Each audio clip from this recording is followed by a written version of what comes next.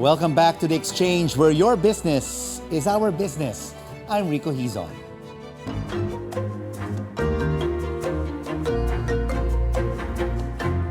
A number of websites ask for a mobile number to get an account, and this applies to many e-wallets as well. How would a mandatory SIM registration impact fintech groups? Let's now have an exchange with Fintech Alliance.PH founding chairman, Lito Villanueva. Lito, great to have you with us. The Philippines is one of the latest countries to mandate SIM registration. Was the timing right, or should it have been done earlier? Again, thank you, Rico, for having me. Well, I think with more registered SIM card users, we can continue to onboard more Filipinos to the formal financial system without, of course, with ease and without interruption. We know, Rico, that once we have many unregistered SIM card users, it may hinder the digital payment processes, because we receive our OTPs, and all these transaction confirmations through our mobile phones. So when all SIM cards are registered, it will dramatically reduce cases of mule accounts, bots, and fraudulent transactions. And I think that extension given by government for another 90 days will dramatically, hopefully, that remaining 20% of unregistered SIM users would eventually be part of that registration process. This 90-day extension is indeed a welcome move for the security of our kababayans who have their respective smartphones. And a lot of fintech apps, Lito, require a phone number to sign up and execute security measures. You mentioned about the OTP. How will mandatory SIM registration further strengthen these initiatives? Rico, cybersecurity is always one of the primary concerns of the entire industry, including regulators and even enforcers. But to give you some context, it took us 3 years to almost double the rate of financially included Filipinos. In 2019, we just had about 29% of adult Filipinos with basic deposit accounts. And in 2021, the number jumped to around 56%. So what this teaches us is that a noble goal of onboarding the whole country into a system takes time in a lot of contextual steps. So I think with this extension, I am confident that the fintech industry, the other private sector stakeholders will leverage on all of their machineries to help the government onboard all Filipinos into the SIM registration database. Because again, that is the objective really of this particular law. It is really very important to onboard all of our kababayans who still have not registered their SIM cards. But you know what, Lito, there are also opponents to this SIM registration. They cite freedom of privacy and expression and loss of access to services. Do you agree or disagree with them? Well, we've seen one case that was filed actually contesting this, right? But I think the courts have already ruled in favor of this law, right? Of course, we would be expecting some of those opposition or negative comments about this particular law, but I think the overall objective is really on how to provide that security amongst users of digital payments, especially because nowadays, especially after the COVID, after easing of COVID restrictions, in fact, in the industry, we're talking about it, whether or not the exponential growth of adoption to digital payments would slow down or would go down.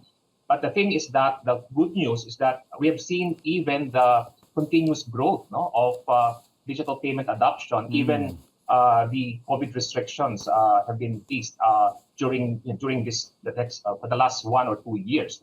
So I think once you are now into the habit of doing digital payments, there's no way by which you will be going back to the manual way of paying cash or paying in cash. So I think that's why all these stakeholders, fintech players, digital banks, or even the banks in the banking industry, even the telcos, are really united in terms of having to collaborate with each other in getting that message across to every Filipino to ensure that they register their SIMs. Because we have to give that highlight of how important their mobile phones are for their everyday lifestyle or for their everyday use. It looks like everyone now is collaborating, all the major stakeholders, to encourage those who have not registered their SIMs to do it now before it is too late. But Lito, what best practices can we adopt from fintech companies overseas in terms of requiring SIM registration? You know, Rico, Philippines is just one of the very few countries remaining in the world with no SIM registration mandate. No, but good thing is that finally we already have this SIM registration law, and thanks to our legislators, no, in pushing that. So I think again we have to take advantage of this, this opportunity, because again. Having to promote digital payments, having to promote digital transactions, the very commodity that we are providing our consumers would be trust, right? So if there would be, issues pertaining to, fraud or cybersecurity concerns or cyber hacks, etc., definitely it would impact on the, on the trust amongst Filipinos or consumers in terms of them having to use digital payments on their everyday lives, diba?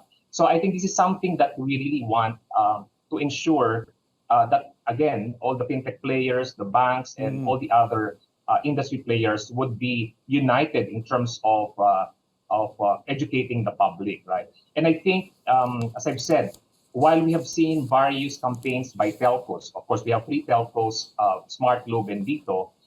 That's why even the other players in the industry that are not in the telco space are actually helping each other to really, also help government in educating the public as regards how to seamlessly register their SIMs. In fact, some of our major e-wallet providers are also providing that special assistance to all of their respective subscribers or users. Even the banks have actually came up with various campaigns as well, or advisories to their respective clientele or consumers on how to quickly register their SIMs. Because again, this would definitely have a huge impact on providing that digital payments capability, and usage and adoption of our fellow Filipinos. Thank you so much for this FinTech Exchange. Fintech Alliance.PH founding chairman, Lito Villanueva. And before we go, here are words from former U.S. Secretary of Homeland Security, Jay Johnson, on protecting our digital space. Cybersecurity is a shared responsibility, and it boils down to this. In cybersecurity, the more systems we secure, the more secure we all are. And this is the exchange. We make sense of the facts and the figures and the ups and downs of the business cycle, because your business is our business. I'm Rico Hizon. Thanks for watching CNN Philippines. News you can use. News you can trust.